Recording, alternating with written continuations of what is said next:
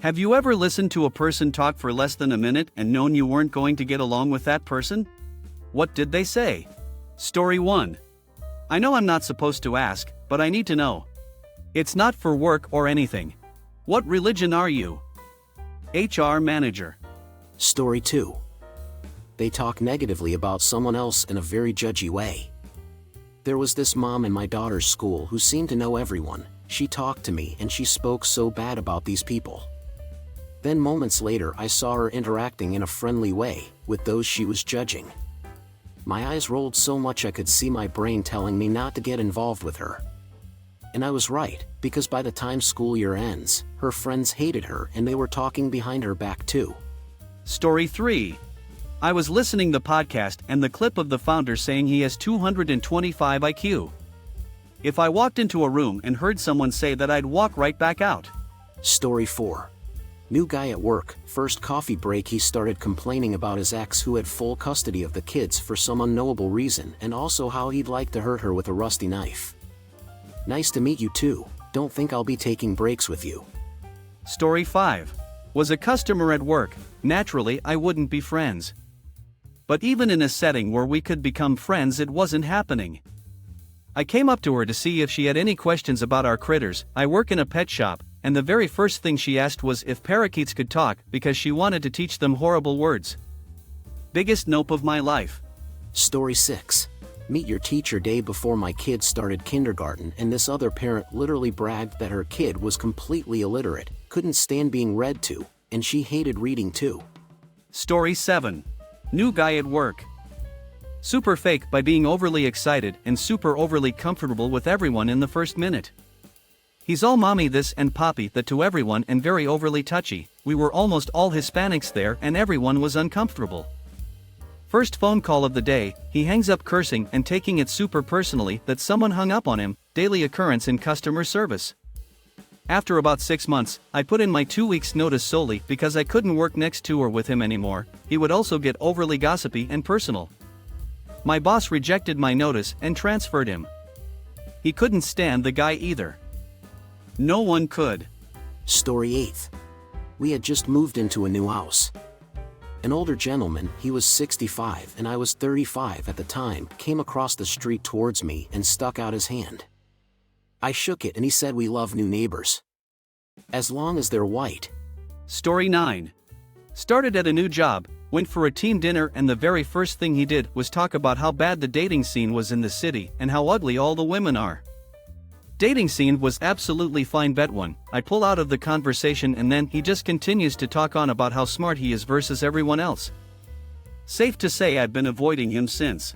Story 10. I knew I wasn't gonna like her based off her actions on her first day at work. We work with dogs at a daycare and boarding place. In the morning, during feedings, one of the first things she tried to do was get meds from the med cabinet. I tell her no, that's front desk, they handle medication. She just kinda nods.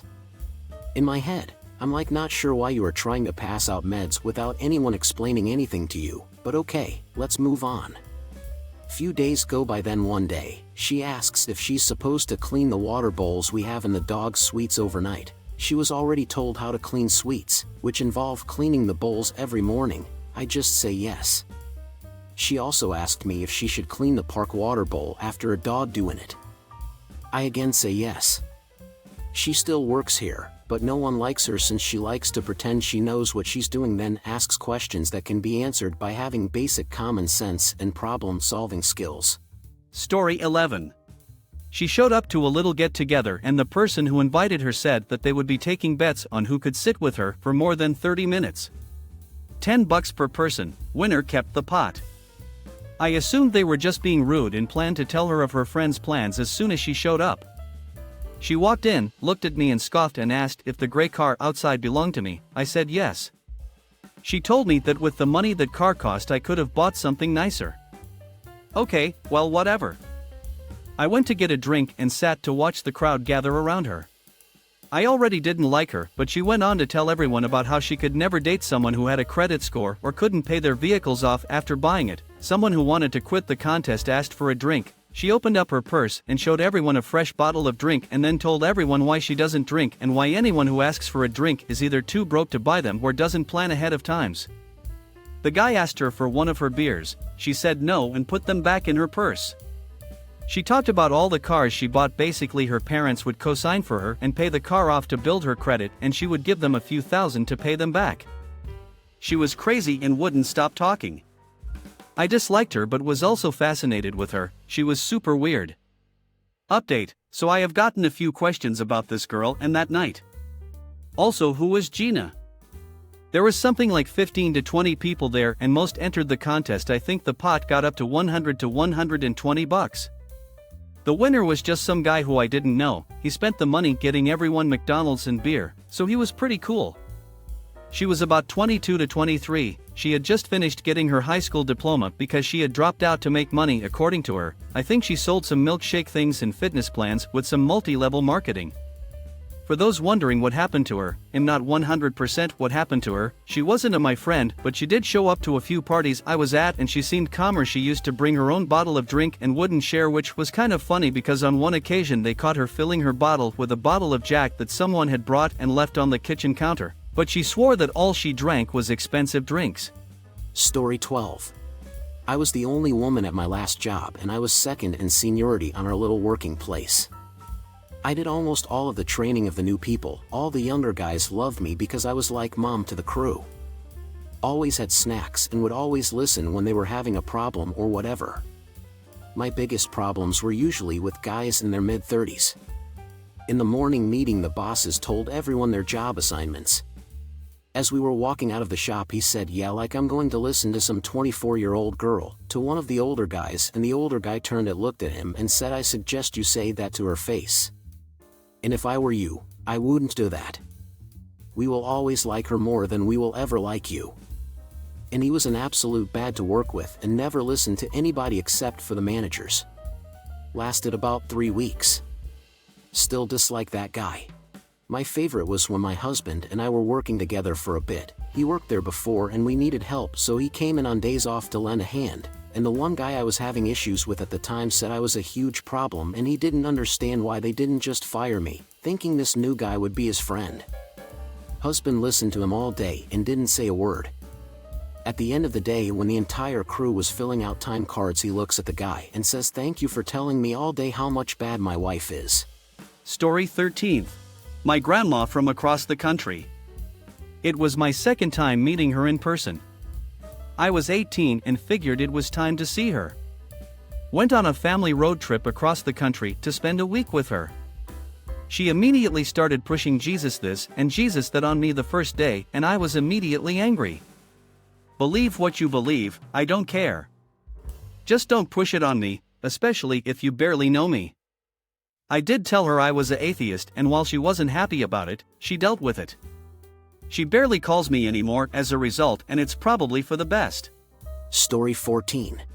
An old story of mine from several years ago that I've posted to Reddit a few times.